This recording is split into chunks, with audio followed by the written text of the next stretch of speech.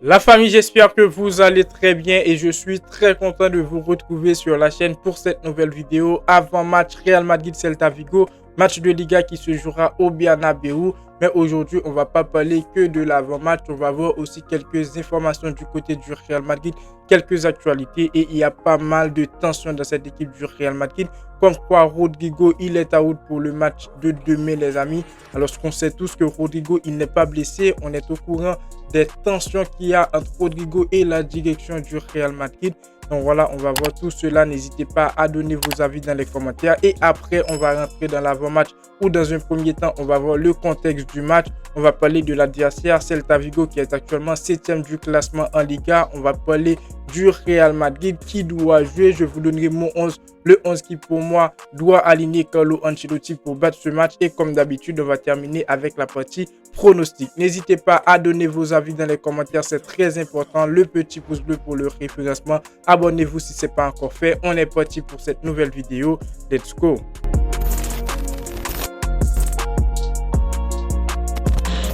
On commence donc avec la première information. Rodrigo est out pour le match de demain face à Celta Vigo. Carlo Ancelotti ou encore la direction du Real Madrid a préféré de convoquer quelques jeunes de la Castilla comme Jacobo, Ramon et Yussi. Alors, ce que je voulais dire concernant cette actualité, déjà, on ne sait pas si Rodrigo il est en forme, si Rodrigo il est blessé ou pas. La seule chose qu'on sait, c'est que ces derniers jours, il y a pas mal de tensions entre Rodrigo et la direction du Real Madrid si on croit les dernières informations comme quoi Rodrigo aurait demandé une augmentation de salaire. Moi, je peux donner mon avis. Est-ce que je pense que Rodrigo, il aimerait quitter le Real Madrid? C'est non, les amis. C'est non. Peut-être que le joueur, oui, il peut à tout moment demander une augmentation de salaire parce que Rodrigo, les amis, ces dernières années, surtout sur cette année, n'a pas été vraiment vu comme un joueur important dans cette équipe du Real Madrid à cause qu'il y a Kylian Mbappé, qu'il y a Vinicius, qu'il y a Bellingham. Donc si le joueur lui aussi il veut faire partie de ce lot, de ce trio, donc voilà, c'est normal qu'il demande une augmentation de salaire. Donc je ne vais pas arriver ici pour vous dire bah voilà, Carlo Ancelotti il n'a pas appelé Rodrigo parce que Rodrigo a demandé une augmentation de salaire. Tout ce que je pense, c'est que peut-être le joueur il a un problème personnel ou encore il est blessé et que le Real Madrid n'a pas fait de communiqué, mais je pense pas que ça a vraiment un rapport avec le fait que Rodrigo il a demandé une augmentation de salaire. On prend donc les amis la deuxième information. Le Real Madrid aimerait que David Alaba quitte le club cet été en raison de son gros salaire. Donc voilà, pour moi c'est une très bonne nouvelle les amis. Très bonne nouvelle. Je pense moi aussi que David Alaba il doit quitter le Real Madrid. Je ne dis pas que David Alaba ce n'est pas un grand joueur, sauf que je trouve que David Alaba il n'a plus sa place dans cette équipe du Real Madrid les amis. Un joueur qui se blesse tout le temps, un joueur qui n'arrive même pas à faire une saison complète avec le Real Madrid. Donc voilà, pour moi, je pense que c'est une très bonne nouvelle. David Alaba, il doit quitter le Real Madrid. N'hésitez pas à donner vos avis dans les commentaires. On prend donc la troisième information. C'est quand même une très bonne nouvelle. Mbappé est rétabli à 100%. Il est donc à 100%. Il pourra jouer demain face à Celta Vigo. Et pourquoi je dis une très bonne nouvelle? Parce que là, on n'a pas de Rodrigo dans le groupe.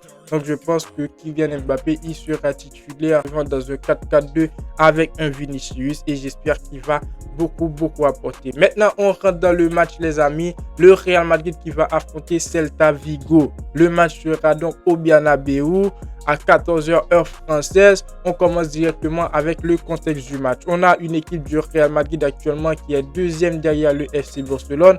Le Real Madrid qui a perdu la Ligue des Champions, la Coupe du Roi, la Super Coupe d'Espagne. Il nous reste tout simplement la Liga et le Mondial des clubs. Maintenant, est-ce que le Real Madrid peut gagner la Liga? On ne sait pas, mais on doit gagner ce match face à Celta Vigo pour rester attaché à cette équipe du FC Barcelone qui est donc première du classement actuellement. Les amis, le FC Barcelone qui va jouer ce soir Valence qui est dernier du classement. Je pense que Flix il va faire tourner, mais dans un certain cas, voilà, Valence il est dernier, oui, mais pourquoi pas une défaite du FC Barcelone ce soir, malgré c'est peu probable les amis. Donc voilà, le Real Madrid doit battre Celta Vigo pour rester attaché à cette équipe du FC Barcelone et on attend le Classico face le Barça. Je ne vais pas vous dire que le Real Madrid va gagner, je pense que c'est un classico où la meilleure équipe va gagner et on connaît tous la meilleure équipe. Sauf retournement de situation, le Real Madrid peut se venger et gagner la Liga. Mais je ne suis pas certain que le Real Madrid sera capable d'aller chercher cette Liga, les amis, parce que voilà, le FC Barcelone est tout simplement incroyable dans le jeu. Pour continuer, on a une obligation, battre Celta Vigo, mais aussi sortir une très bonne prestation, ce qu'on n'a pas vu de cette équipe du Real Madrid depuis quelques jours, les amis. Maintenant, l'adversaire Celta Vigo qui est actuellement 7e du classement, bien que Celta Vigo est 7e du classement, on a une équipe de Celta Vigo, c'est pas vraiment la meilleure équipe, une équipe de Celta Vigo qui est en difficulté, malgré le Real Madrid aussi est en difficulté. Une équipe de Celta Vigo sur ses 5 derniers matchs a gagné 2 matchs, 2 défaites et 1 match nul. Ça a marqué des buts. Sauf que Celta Vigo a marqué beaucoup de buts. Dans le dernier match, ils ont réussi à battre Villarreal 3-0. Ils ont perdu 4-3 face au FC Barcelone.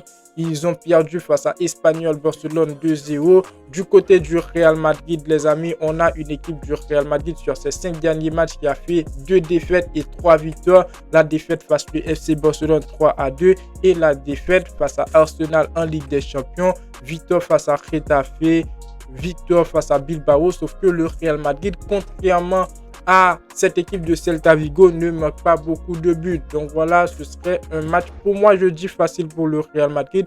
Un match abordable, pas un match facile, un match abordable, un match qui sera tout simplement équilibré, les amis. Si on voit l'historique des matchs Real Madrid-Celta Vigo, 5 victoires pour le Real Madrid, 0 victoire pour Celta Vigo. Donc c'est pas demain qu'on va perdre face à Celta Vigo, malgré on sait tous qu'ils ont des joueurs qui pourront faire la différence. Et notamment ce joueur-là qui est chauve au niveau du milieu de terrain ou attaque, je pense. Donc c'est un joueur qui est vraiment expérimenté, un joueur qui a l'habitude de donner des problèmes à cette équipe du Real Madrid, les amis. Donc l'objectif c'est de battre Celta Vigo. Ils seront au Bernabéu. Le Real Madrid n'a pas le droit à l'erreur. Maintenant le Real Madrid, après avoir été éliminé par cette équipe du FC Barcelone, le Real Madrid ne va pas très bien. Malgré après le match face à le FC Barcelone, on n'a pas vu le Real Madrid sur le terrain, comment ça évolue. Mais les amis, il y a pas mal d'actualités et on sait tous que ce sont des actualités qui vont impacter l'effectif. Donc, je ne sais pas à quoi m'attendre vraiment. Donc, je pense que Carlo Ancelotti, dans un certain temps, il doit mettre Arda Güler. Je pense que Carlo Ancelotti, pour ce match, il doit continuer sur le 4-4-2 parce que pour moi, le 4-4-2, c'est vraiment le système convenable pour cette équipe du Real Madrid avec Mbappé et Vinicius au niveau du secteur offensif, parce que si tu mets Mbappé seul en tant que numéro 9, je pense, voilà, Mbappé ces derniers jours, il a quand même marqué pour cette équipe du Real Madrid, mais on sait tous que Kylian Mbappé, c'est pas vraiment un œuf de fonction. Et comme je l'ai dit, je pense que le Real Madrid doit terminer la saison sur un 4-4-2 si Carlo Ancelotti reste à la tête du club, les amis. Après, du côté du Real Madrid aussi, on a pas mal de blessés. Rudiger qui est blessé, Militao qui était déjà blessé, Ferland Mendy est blessé. Donc, pas mal de blessés, les amis. Donc voilà, je pense qu'on a une équipe quand même qui pourra faire la différence face à cette équipe de Celta Vigo. Maintenant, je vais vous donner mon 11. N'hésitez pas à donner vos avis dans les commentaires. C'est très, très important. N'hésitez pas à participer. Pour ce match, je mets au but Thibaut Courtois. De la charnière centrale, je mets Tchouaméni, Raúl Asensio. En latéral, Franck Garcia, Lucas Vazquez. Oui, Lucas Vazquez, je le mets titulaire avec Franck Garcia en latéral. Ferland Mendy qui est blessé. Au niveau du milieu de terrain, je mets Valverde en tant que numéro 6. Ceballos, Arda Güler sur les ailes et je mets Bellingham, les amis, en tant que numéro 10.